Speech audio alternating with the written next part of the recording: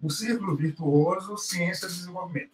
Então, a ideia dessa conversa, pessoal, é que nós entendamos, né, possamos entender de uma maneira mais clara como, primeiro, o que é esse tal círculo virtuoso, né? Segundo, como ele surgiu, ou seja, quais os antecedentes históricos que levaram, permitiram que nós, como humanidade, conseguíssemos atingir esse ciclo, né, virtuoso. E depois nós vamos conversar também quais os perigos, né, para que esse ciclo deixe de funcionar de uma forma mais harmônica, mais eficiente. Quem sabe, tomara que não, gerando um ciclo vicioso, né? Não queremos isso. Então, esse tal, vocês devem estar um pouco curiosos, perguntando o que deve ser esse tal ciclo virtuoso, né? Ciência e desenvolvimento. Ele também é chamado de ciclo virtuoso da ciência moderna, tá? Que ele tem basicamente esses 5 componentes. E ele funciona, esse ciclo, ele funciona com peças fundamentais que nós, né, seres humanos, conseguimos articular dessa maneira virtuosa. Nós temos como uma parte fundamental desse ciclo a introdução da filosofia, particularmente a filosofia da ciência. Nós vamos ver no decorrer que não foi tão fácil o homem dominar e estabelecer os princípios da filosofia ao longo da sua vivência no planeta Terra. Após o estabelecimento da filosofia da ciência, nós vamos ver há muitos anos, foi possível, né, surgir o que nós podemos chamar de ciência pura, ou simplesmente ciência. Tá? Então, o surgimento da ciência, chamado na Idade Moderna, veio exatamente alavancar, né, novos conhecimentos, novas aplicações, permitir tudo isso, dando origem a uma área da ciência que até então era muito pouco difundida, que é a ciência aplicada ou a pesquisa tecnológica, né, que hoje nós temos bem desenvolvida. Com o surgimento dessa ciência aplicada, nós tivemos, em paralelo, em decorrência, o surgimento de inúmeras tecnologias que nós conhecemos bem e fazem parte do nosso dia a dia, inclusive na nossa área de fisiologia vegetal, como foi falado. Então, hoje nós temos uma agricultura no mundo muito desenvolvida, com muita tecnologia, e isso, inegavelmente, se deve a esse ciclo, e essa tecnologia permite alavancar o desenvolvimento, e esse desenvolvimento cria, de alguma maneira, condições para alimentar o avanço da filosofia. Aqui, nessa passagem, desenvolvimento versus aumento, incremento na filosofia, eu diria que isso aqui é um passo crítico na humanidade, é um passo crítico, porque não é na minha opinião, não existe uma relação linear entre desenvolvimento material, por exemplo, e filosofia. Aqui que eu acho que é um ponto sensível, né? Um ponto sensível do ciclo. Tá certo? Bem, mas será que sempre as coisas funcionaram a mil maravilha? Né? Não. Nós tivemos durante muitos anos, nós vamos ver daqui a pouco, cerca de 2.500 anos, pessoal, acredite se quiser, isso já na fase da história antiga. Eu não estou considerando a antiguidade. Então, nós tivemos um longo período que eu chamei de ciclo vicioso do subdesenvolvimento. Tá? Exatamente o ciclo virtuoso veio para romper, veio para quebrar esse ciclo e dar condições do surgimento do referido ciclo. Então, nós vamos comentar, ao longo da apresentação, sobre alguns aspectos históricos do funcionamento desse ciclo vicioso. Ele começa exatamente com a não compreensão da natureza. A natureza sempre foi e ainda é, né, a principal força propulsora do desenvolvimento humano, quer seja para compreender essa natureza, quer seja para usar essa natureza em benefício do próprio homem. Mas, como eu disse, o grande gargalo que acontecia desde a pré-história até a história antiga,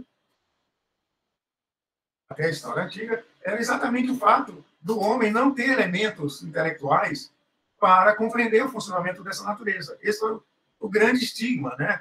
O que perseguiu o homem durante milhares e milhares de anos. Tá? Então, isso era muito decorrência da conjuntura, né? Do contexto histórico do próprio homem nessa época. Essa época que eu falo, há 2.500 anos, pelo menos. Veja bem, como eu falei, eu estou considerando apenas a história antiga.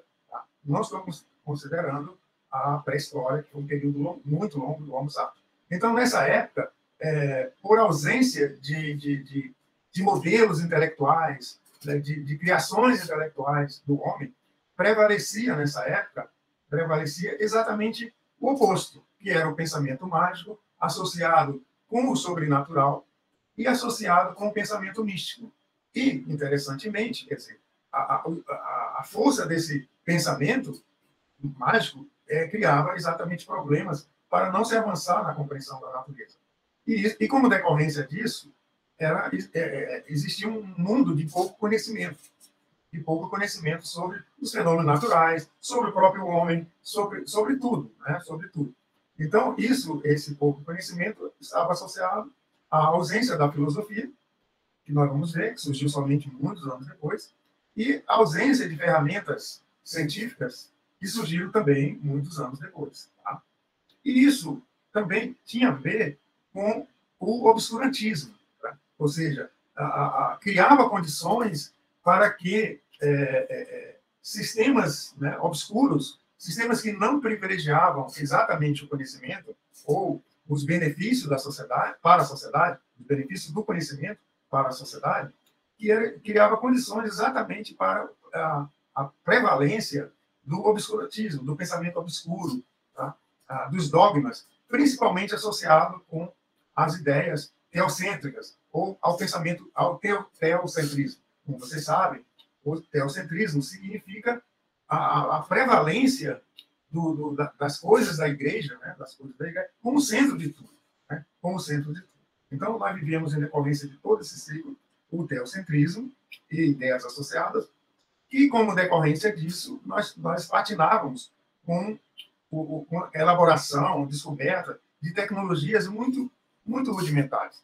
E foi uma fase que exatamente levou, já foi um avanço, né, ao método tentativa e erro, e, em decorrência dessa fase, do método tentativa e erro, nós tivemos a fase dos artesãos, que até hoje, né, nós temos muitos elementos da pré-história e da história antiga que comprovam exatamente a importância desses artesãos, dessas tecnologias baseadas no método tentativa e erro. E isso, obviamente, levava a um desenvolvimento material muito lento na sociedade, na humanidade, fechando o ciclo, que vai levar a continuidade, né, da não compreensão da natureza. Essa época do desenvolvimento lento, esse contexto histórico, ele envolve períodos da humanidade em que nós podemos citar, por exemplo, o longo tempo em que a escravidão prevaleceu na humanidade. A escravidão, ela não foi somente a escravidão, historicamente falando, né? A escravidão que nós mais conhecemos, que é a escravidão dos negros, a partir exatamente da era moderna da ciência. Não, aqui eu falo da escravidão desde a Grécia Antiga, do período do Império Romano, do período do feudalismo, né? E o homem, nesse processo todo, ele era tido como marginal. Marginal no sentido da acepção da palavra marginal. Esse homem estava à margem, né? À margem de todo o processo que estava acontecendo, bem ou mal, estava acontecendo na humanidade. E como consequência, quer dizer, o poder era altamente centralizado. Você teve, né, uma pirâmide, e essa pirâmide ela tinha, né, um poder altamente centralizado, e o homem, como realmente a palavra, eu coloquei essa palavra, não vi em textos, mas acho muito apropriada. Tá? Bem, então, esse é o contexto dos ciclos, né, do ciclo virtuoso e do ciclo vicioso. Uma pergunta que vocês devem estar fazendo, né, qual a história, né, do desenvolvimento científico na humanidade? Como é que isso aconteceu? É claro que, nesse tempo que eu disponho, eu não vou poder, até gostaria, que é uma área que eu amo muito, né? Mas o tempo é escasso, então eu coloquei alguns drops, alguns drops da história, né? Apenas para a gente, sei lá, tentar se situar um pouco melhor. Então, a primeira pergunta básica é como o conhecimento era produzido nas eras da história antiga, ou na era antiga, né? Fazendo um corte arbitrário, isso envolve aproximadamente 5.000 anos antes de Cristo até 450. E aqui nós temos as grandes civilizações, né, o apogeu das grandes civilizações da história antiga, e nós temos o Império Romano, né, a ascendência do Império Romano e seu declínio. Nós temos, em seguida, o período medieval, né, o período do teocentrismo, ou da Idade Média, que vai, aqui também é um pouco arbitrário, que vai de 450 a 1450. A fase moderna, pós-evolução científica, e aqui eu coloquei como 1500 a 1700, e início da fase contemporânea, que vai até hoje. Né? Então, esse conhecimento, se a gente somar, né, aqui tem 5.000 anos antes de Cristo, aqui dá mais 1.500, só contando da história antiga, 5.000, com mais 1.500, nós vamos ter 6.500 anos, né, de duração de um período de ciclo vicioso. Né? Nós temos o início do ciclo virtuoso após a Revolução Científica. A Revolução Científica, que aqui eu coloquei como do século XVI ao século XVII, e nesse período da Revolução Científica, nós temos o surgimento do método científico, que funciona até os nossos dias. Aqui eu coloquei apenas para listar que essa saga do homem, né, a busca do conhecimento, a busca do tal círculo virtuoso, realmente ela data de muitos anos atrás. Eu achei isso aqui. Ó. As primeiras publicações científicas foi num jornal francês, que chama a tradução livre, Revista dos Sábios, em 1665. E, logo em seguida, nós tivemos a criação desse periódico, que continua até hoje, né? Principalmente esse inglês, né? Esse Philosophical Translation, que é Transações Filosóficas, uma tradução livre, continua até hoje, que é da Sociedade Real de Londres. Tá? Então, apenas para frisar que, uma vez que houve a Revolução Científica, aqui já no século XVII, nós tivemos, digamos assim, a criação de veículos muito importantes para exatamente algo fundamental, que é a divulgação científica. Então, a capacidade do homem de empreender a ciência, né, divulgando essa ciência, etc., ela data de longas datas. Né, de longas datas. E para isso, inclusive, houve uma grande influência favorável da descoberta da imprensa, né? Imprensa impressa por Gutenberg. Tá? E, em decorrência dessa explosão, dessa revolução, etc., nós tivemos uma incrível explosão do conhecimento e tecnologia após a Revolução Científica. E, na verdade, tudo isso surgiu num contexto histórico. Esse contexto histórico envolve o declínio da Igreja Católica, que também levou ao declínio do feudalismo, foi mais ou menos em paralelo. Isso deu condições para que houvesse ascensão do mercantilismo, do comércio, que estava surgindo, né, nesse período da Renascença. A burguesia, em seguida, se passa a ter uma importância muito grande na sociedade, na Europa, basicamente na Europa. E isso levou ao surgimento das universidades, etc. Na verdade, o surgimento das universidades, pessoal, ele ocorre por volta do século XII, século XIII, quer dizer, já no período pré-renascença.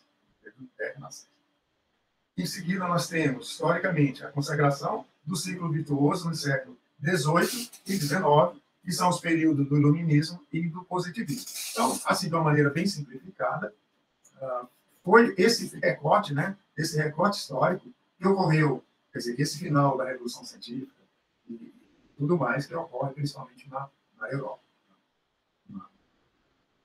E com forte influência da Renascença. A Renascença foi um movimento, vocês sabem, um movimento filosófico, um movimento intelectual, um movimento principalmente cultural, nas artes principalmente, que explode na Europa, principalmente na Itália, por volta do século XV, do século XIV. Bem, aqui eu coloquei como ilustração exatamente a trajetória até se chegar ao ciclo virtuoso da ciência. Eu coloquei aqui cerca de 2.000 anos, desde a Grécia Clássica até a Revolução Científica. Digamos assim, o início dessa caminhada deve demais, como diz o mineiro, né? Deve demais da conta aos filósofos gregos por volta do século XVI ou do século VI a.C. Eles estabeleceram exatamente aquele pilar que foi as bases da filosofia. Então, os tripés, né? Os tripés ou os pés do círculo virtuoso foram estabelecidos exatamente por esses filósofos gregos naturalistas. Nós devemos muito a eles. Em seguida, aos filósofos gregos naturalistas, nós tivemos a ascensão do Império Romano e o declínio do Império Romano, e isso levou, acredito que 700 anos, por volta de 700 anos. Nós tivemos o estabelecimento do teocentrismo e feudalismo, em seguida, bem mais em seguida, que eu falei, o declínio da Igreja Católica, em paralelo à explosão do Renascimento.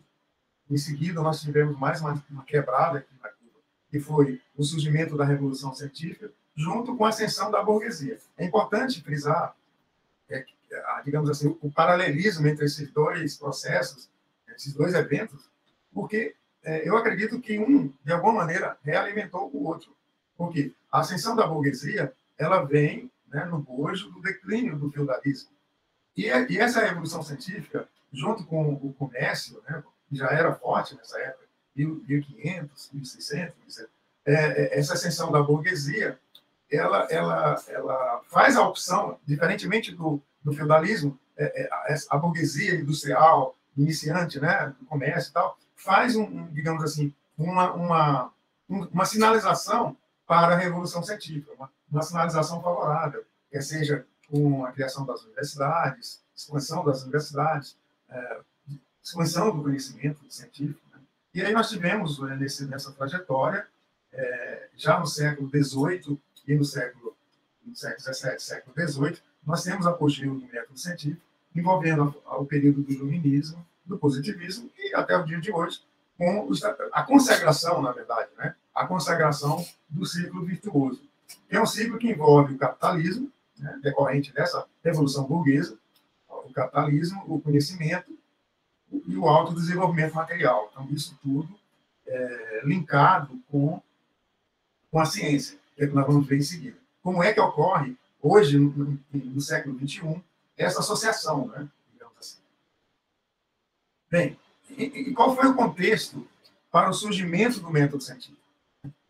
O método científico nós devemos inegavelmente, a esses quatro senhores. Nós temos que sempre fazer referência por conta de que esses senhores, né, começando pelo Galileu Galilei, após trabalho de outros importantes filósofos matemáticos, tá? Que levaram, digamos assim, a Galileu lapidar suas ideias sobre o sistema planetário, e Galileu defendia ardentemente a necessidade de se usar métodos demonstrativos no estabelecimento do conhecimento, diferentemente do que reinava na época. Eu estou falando de por volta de 1600, 1700. Então, nessa época de 1600, 1500, 1700, existia um predomínio quase que absoluto, tanto das ideias de Aristóteles, as ideias baseadas em metafísica, em lógica, né?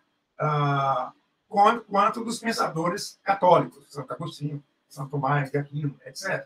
Então, Galileu veio para quebrar esses paradigmas, mostrando a necessidade de termos um método.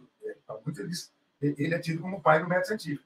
Então, ele pregava a necessidade da experimentação junto com a racionalidade, a racionalização, tá? E a matemática.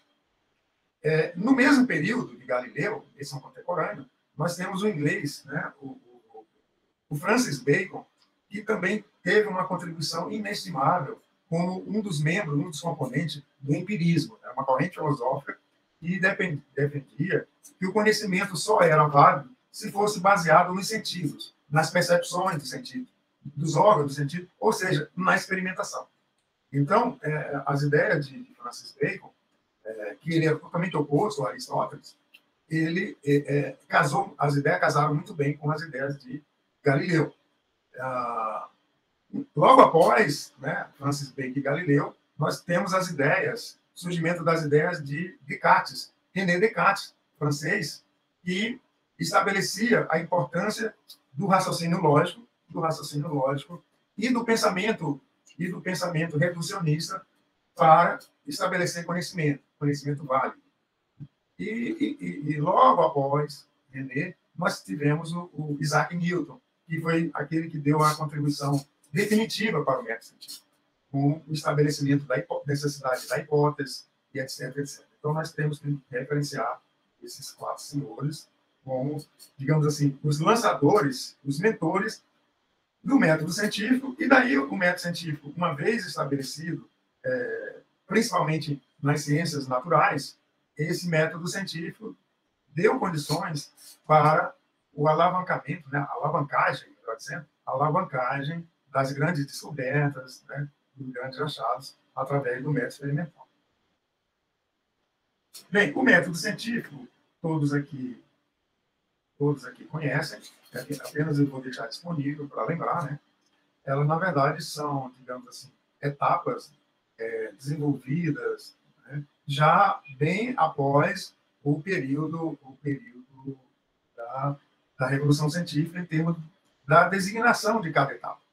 Mas, de qualquer maneira, por exemplo, Francis Bacon, ele dizia que a pesquisa ela não poderia ser desenvolvida num ambiente de vácuo, de saber, num ambiente só de metafísica, de contemplação, de observação de contemplação, mas sim no contexto de um problema. Interessante isso. Então, essa ideia de problema já tem muito a ver, da observação, mas ligada a um problema, tem muito a ver com Francis Bacon. A questão da observação no contexto de elaboração de uma hipótese, nós devemos a Isaac Newton. Isaac Newton ele não usava a observação como algo passivo, algo não matemático. Então, a observação de Newton já era uma fase importante do método científico. Então, por conta disso, essa abordagem de você elaborar uma metodologia que tenha coleta de dados, análise nós devemos a Descartes. Né? Análise e síntese é a visão reducionista cartesiana, é o método cartesiano. Tá? Então, e esse todo tinha muito a ver, elaboração a inferência, né? O método da indução tem muito a ver com Descartes, aliás, com Francis Bacon e com Newton, né? Que é a elaboração dos princípios, Newton, e também com Galileu. Tá? Então, apenas para nós relembrarmos, né? A questão do método científico. E vem uma pergunta, né? Como é que o conhecimento é produzido hoje, né? na nossa atual estrutura? Então, hoje nós dispomos de um ciclo que eu chamei aqui Ciência Pura, Pesquisa Tecnológica. Então, nós temos a sociedade, é interessante colocar no centro desse slide, desse exemplo, os dias difíceis, né, da Covid, que nós precisávamos de uma vacina, em tempo recorde, e etc. Né? Então, a sociedade clamava, literalmente, clamava por uma vacina. Né? E esse era o problema central da sociedade.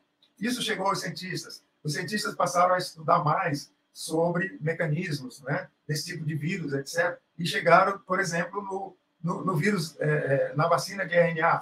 Então, diversos artigos científicos foram publicados e depositados nesse acervo científico, nessa nuvem que eu chamo científico. E esses trabalhos publicados realimentavam a sociedade dos cientistas, fazendo um ciclo, né, funcionar no sentido não aumentar somente quantitativa esse acervo, mas aumentar principalmente qualitativamente.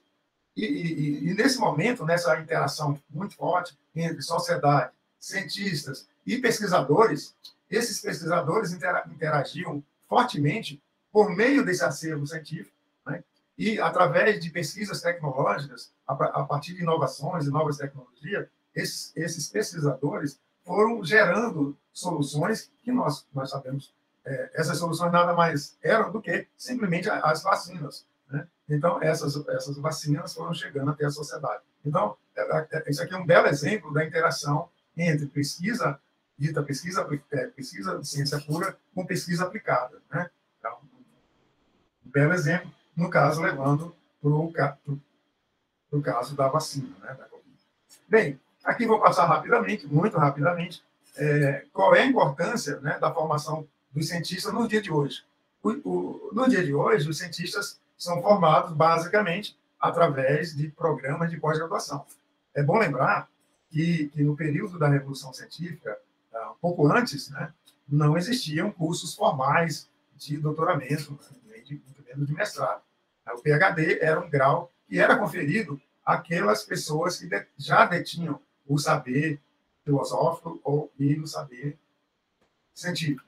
Mas nosso sistema evoluiu para que a sociedade ofereça feedbacks para um programa de pós-graduação, onde nós temos a figura do ensino formal, nós temos a formação base, nesse sistema, nesse ciclo, né? Nesse ciclo virtuoso ou vicioso, nós temos a influência da formação básica dos estudantes que chegam, o processo de ensino-aprendizagem, o tipo de grade curricular, a estrutura desse ensino, né?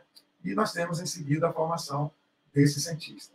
Né? Em paralelo a essa, nós temos uma outra roda, digamos assim, que é o treinamento científico, treinamento científico esse, que passa os pós-graduandos. Né? Então, nós temos, no treinamento científico, um elemento-chave, que é o background dos estudantes, o ambiente científico, a colaborações científicas, redes, etc., o grau de motivação, né, dentro dos programas, e a formação do cientista interagindo com a sociedade.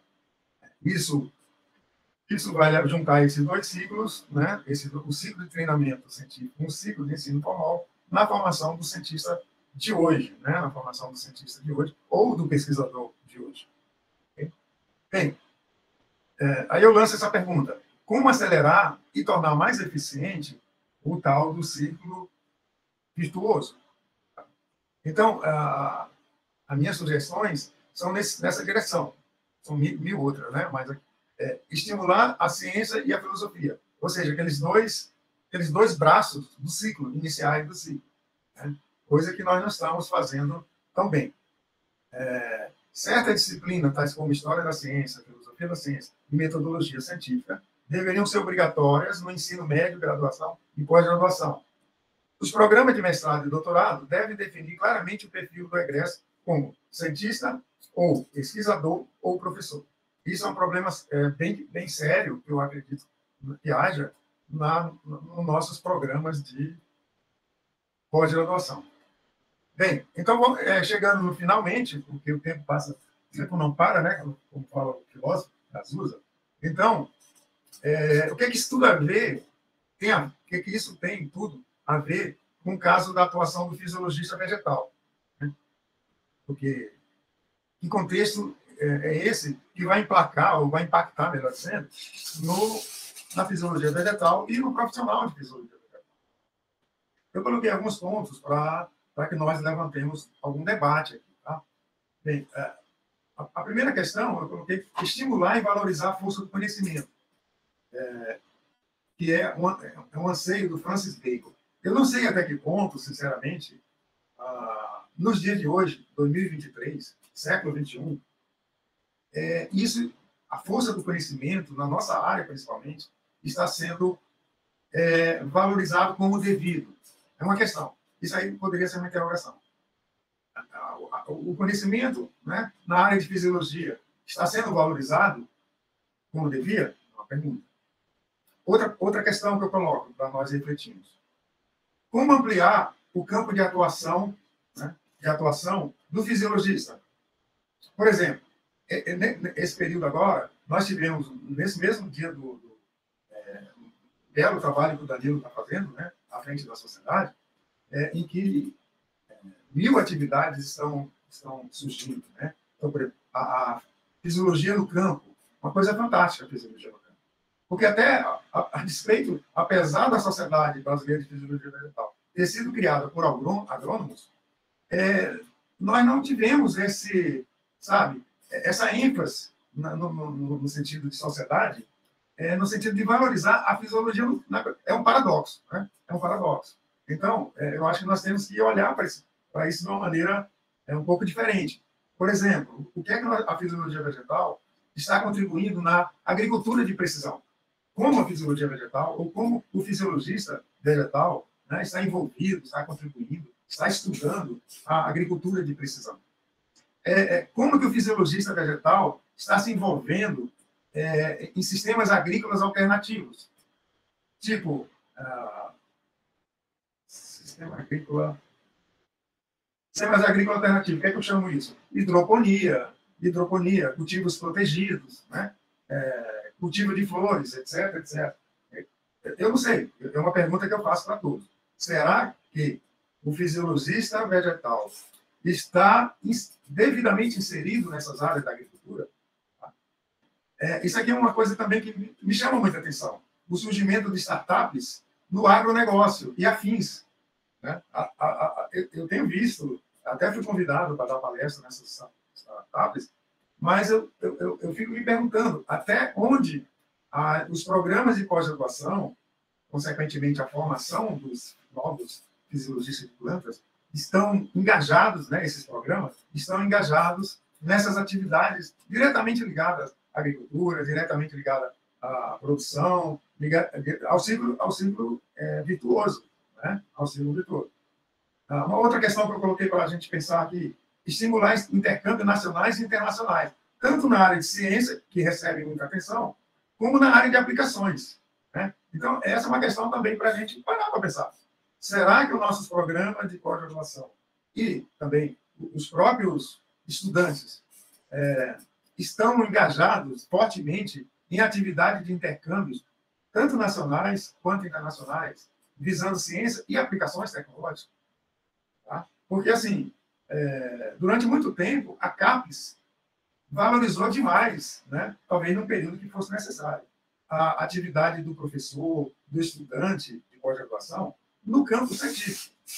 Mas será que nós não deixamos, no caso de programa de fisiologia vegetal e afins, nós não deixamos um pouco, né? Como é que se fala, de lado, né? A área de aplicação, de aplicações, e isso chama o quê? Diversificar as grades curriculares. Nós somos produtos do meio. E aqui eu coloquei também uma área ligada a tudo isso, por exemplo. Estimular pesquisas com alcance prático. Quando eu falo alcance prático, é um alcance que gere patentes, que gere novas tecnologias, etc. Hoje nós temos explodindo, né, a área de bioestimulantes em algumas regiões do país. Né? Essa área de diagnose metabólica, ou seja, como é que eu posso diagnosticar que uma planta não está no seu nível de produção máximo, ou está sob estresse importante, um estresse biótico, um estresse abiótico. Não temos. Isso aqui, ó, diagnose metabólica. Nós não temos nada na crofisiologia, na fisiologia de culturas. Tá? Nós temos alguma coisa de diagnose, e ainda muito rudimentar, que é a diagnose nutricional. Né? Diagnose nutricional. O uso de modelagem, né? Modelagem, inteligência artificial, etc., são abordagens, né? Nanopartículas, né? Nanotecnologia empregada na agricultura, mas com viés fisiológico, né? com domínio dos mecanismos fisiológicos. Eu me aventuro a dizer que essas áreas, né, bioestimulantes, biofertilizantes, bioprotetores, talvez, que é uma área da agronomia, esteja até um pouco à frente da fisiologia vegetal. É uma provocação que eu coloco. Estaria as ferramentas, né, as ferramentas de bioestimulante, nanopartículas, diagnose, etc., à frente, né, à frente da fisiologia vegetal, na agronomia, para nós conversarmos hoje. Fale ou cale-se para sempre. Né?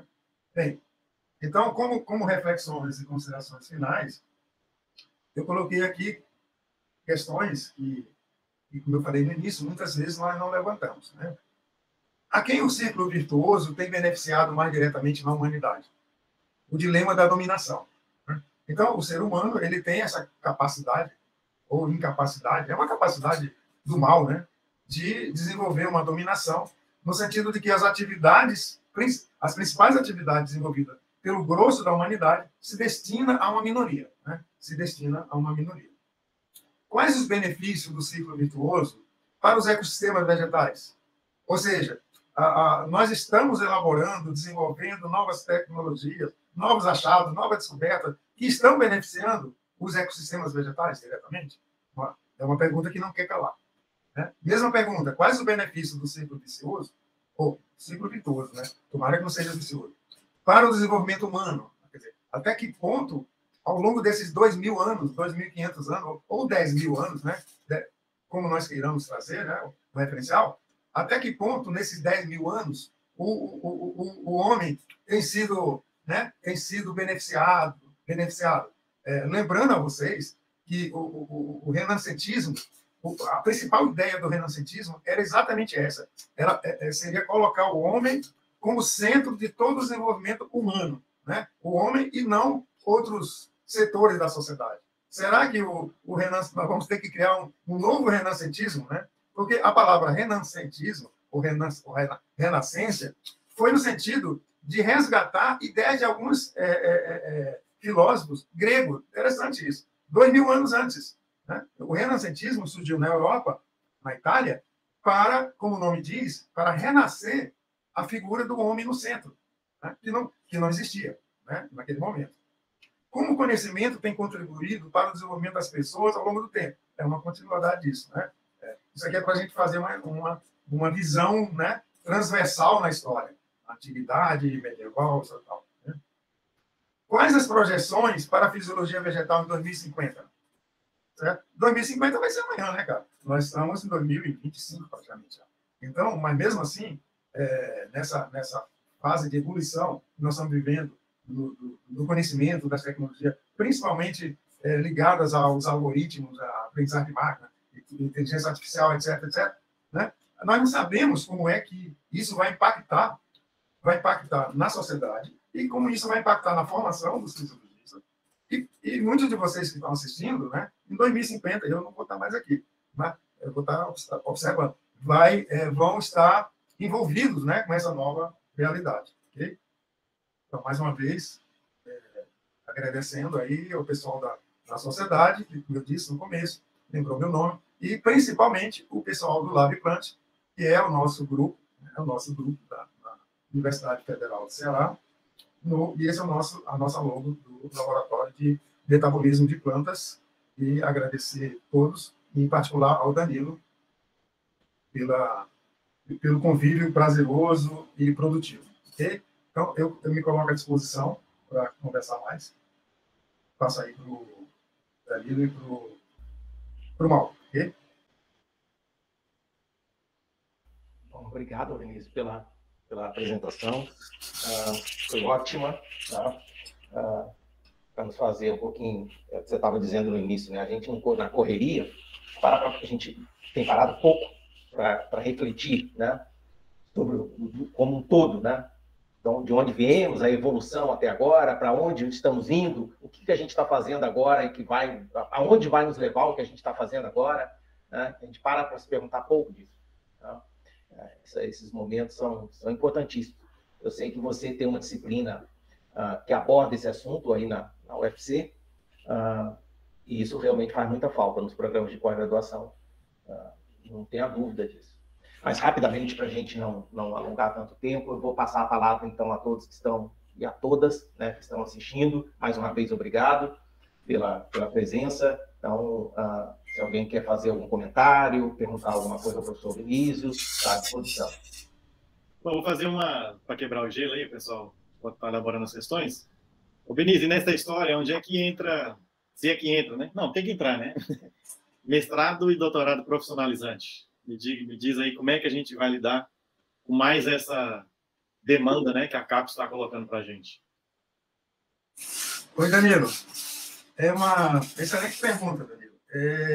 O mestrado e o doutorado profissionalizante, eles já foram criados há alguns anos. Mas, assim, a eficácia desses programas, eu acho que é uma eficácia controvertida. Eu não sei até que ponto seria eficaz você investir 4 anos no treinamento profissional de qualquer profissão.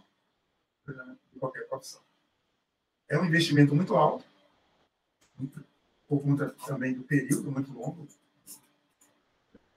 Então, resumindo a minha resposta, eu diria que tudo isso deveria ser repensado.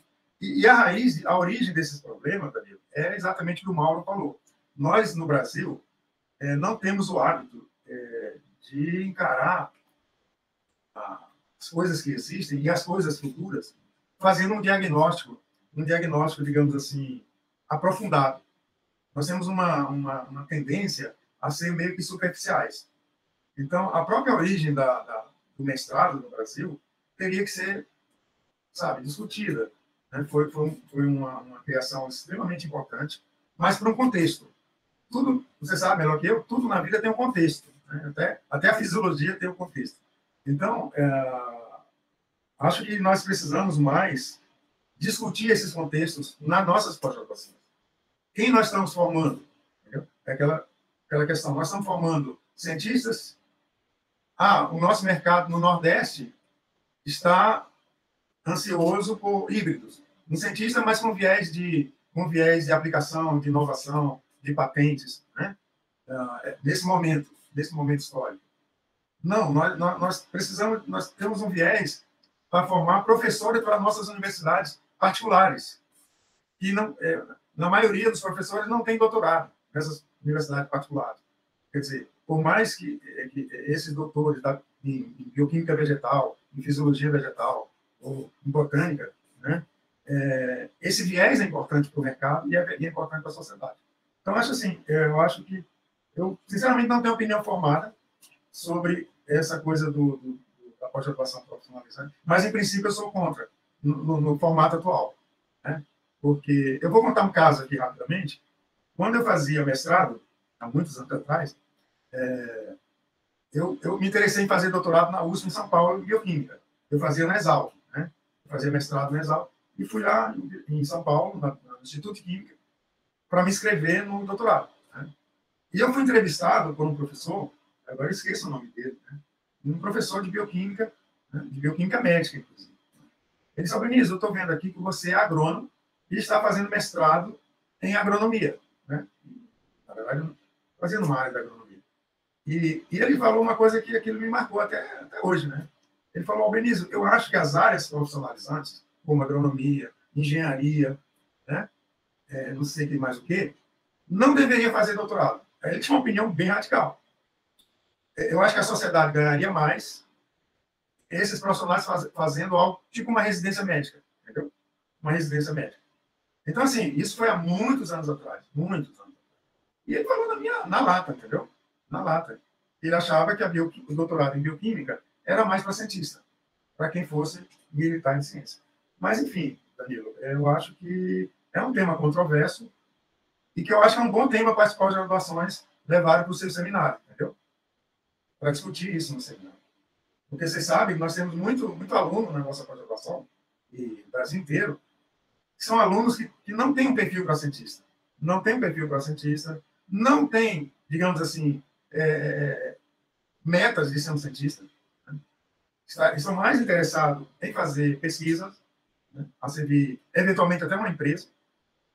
E isso passa, como o Mauro falou, passa meio que despercebido. Ninguém sabe o underline, né? O que está naquele mundo lá, meio subterrâneo, entre os estudantes. Né? E, de repente, o cara está defendendo a tese e vai, sabe Deus para onde. Obrigado, Benício. Bom, tem umas perguntas aqui no chat. Benício, eu vou ler aqui, então. A primeira é do Iago Monteiro. Ele pergunta o seguinte: a revolução científica ocorreu em algum país específico? Teve algum berço? Oi, Iago. Excelente pergunta, Iago.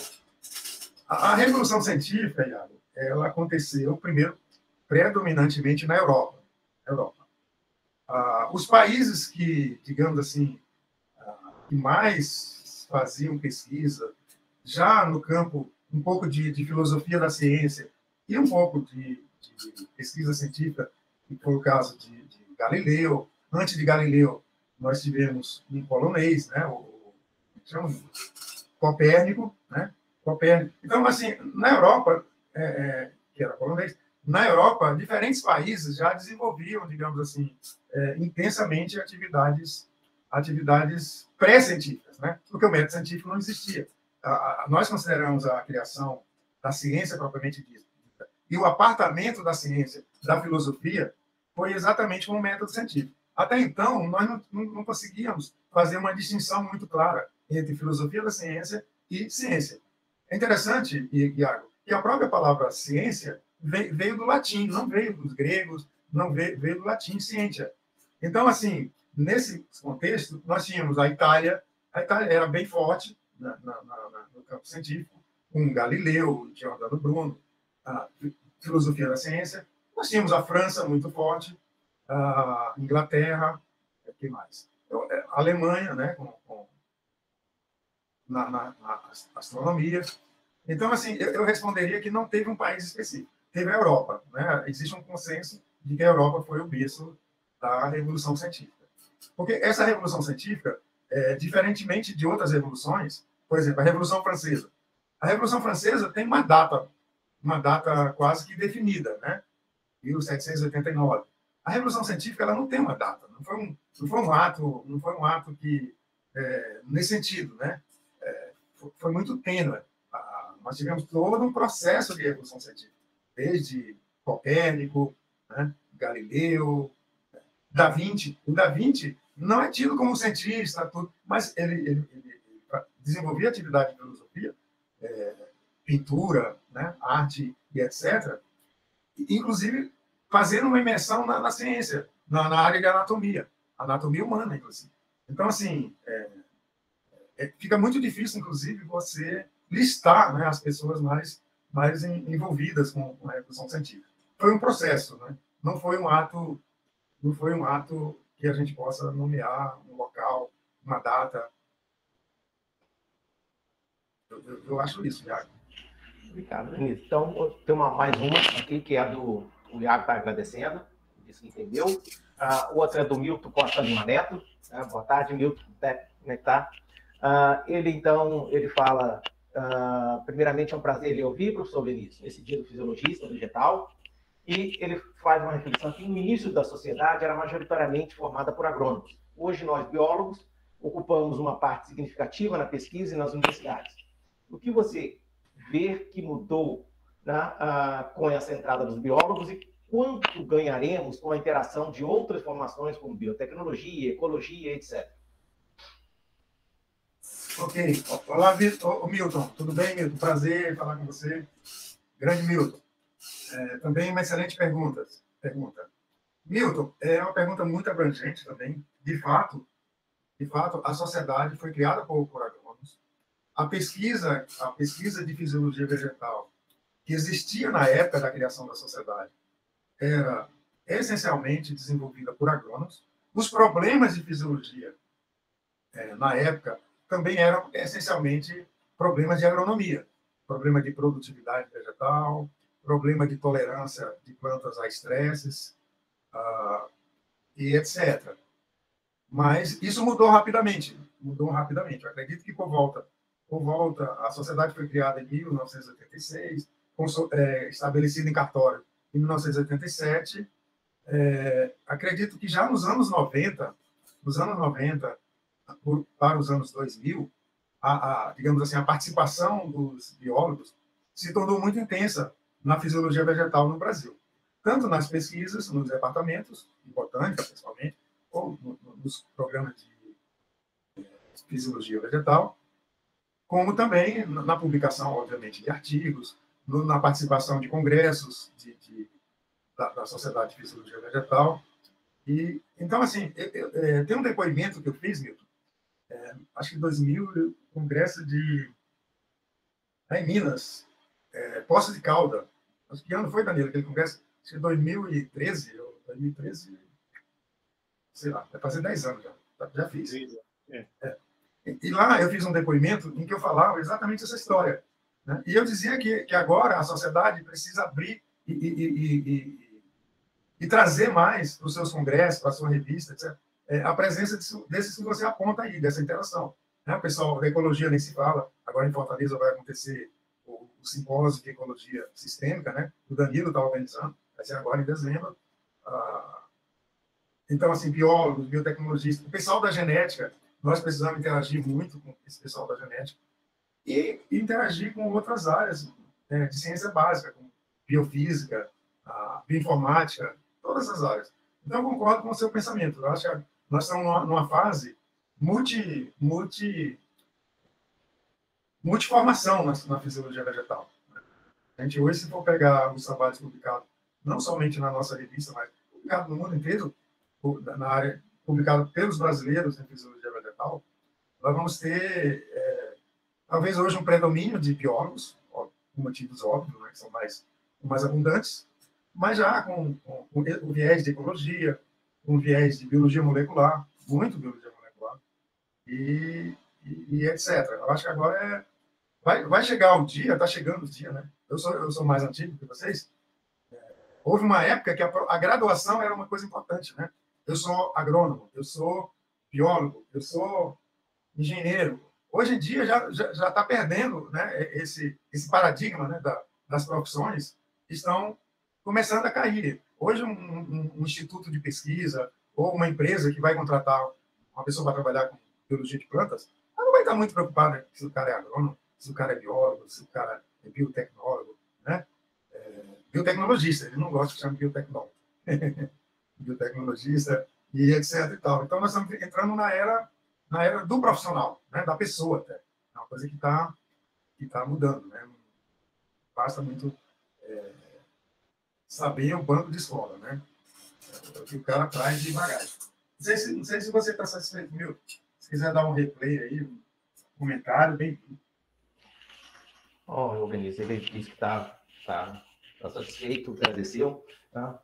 Bom, se não há mais perguntas através do chat, eu vou passar então a palavra ao Danilo, né? Como eu disse no início, é o atual presidente da Sociedade Brasileira de Fisiologia Vegetal, professor lá da Universidade Federal do Ceará, para que ele então dê alguns informes a respeito da sociedade. Eu agradeço mais uma vez ao Vinícius, você, pela sua disposição, tá? E a apresentação e atenção a todos. Obrigado, eu. Obrigado, Mauro. Bom, que deu até certo que a gente vai encerrar o evento aqui com esses informes, né? Encerrando o dia do fisiologista vegetal, agradecendo aí os representantes Mauro e Oleniva, né, por ter organizado essa palestra, e do Vinícius. A gente finaliza o dia com chave de ouro, né, discutindo tópicos bem importantes. No total, aqui, fazendo uma conta rápida, nós somos mais ou menos 400 atendentes, né, nos eventos hoje. Então, o propósito da sociedade era levar evento de qualidade para os seus associados, né? Então, a gente tem 400 pessoas assistindo todos os eventos, um número substancial, né?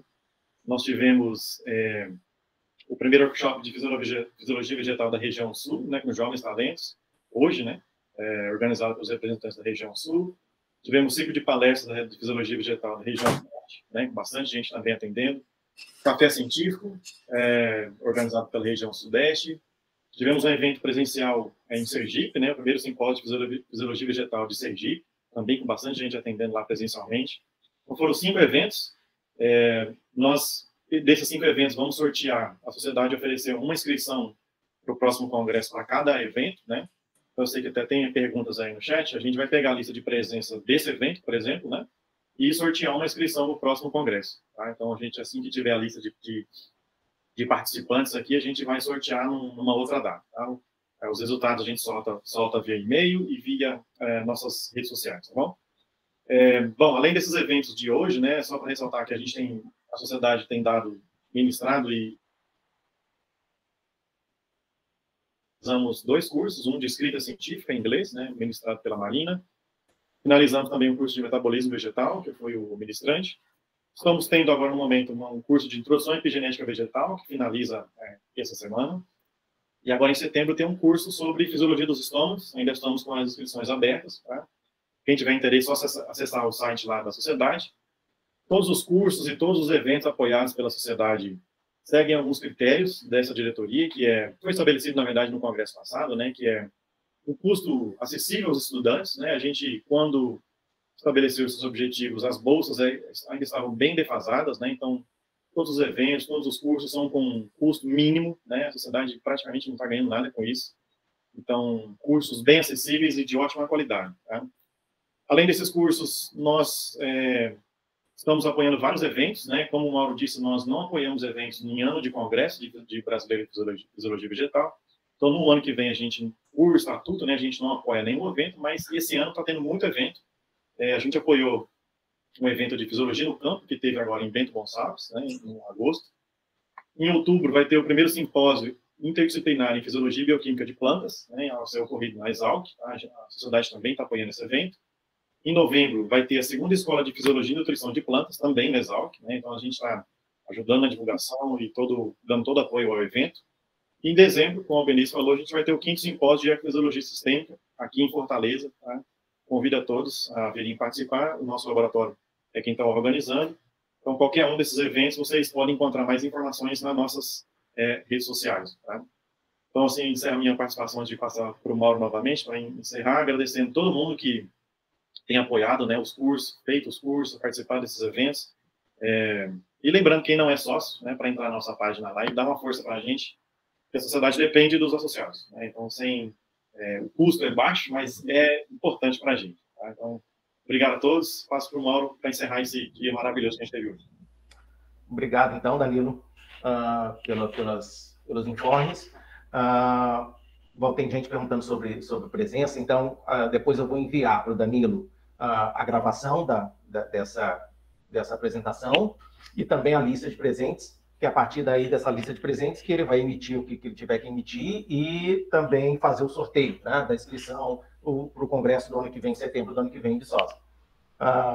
Então, em breve eu passo isso para ele e ele vai poder seguir isso. E, como ele disse, ele vai informar, então. Tá? Eu agradeço mais uma vez, então, a presença de todos e todas, tá? ao Benício, então, mais uma vez, pela oportunidade de todos poderem ouvi-lo, e contribuição, então, mais um pouco com a ciência brasileira. Tá? Então, nós ficamos por aqui. Uma boa tarde a todos, tá? E nos vemos em breve. E aí, pessoal, obrigado pela atenção. Vamos em frente. Vamos. E ficar sócio da sociedade, que o Danilo falou, importantíssimo. Nossa sociedade não vai para frente.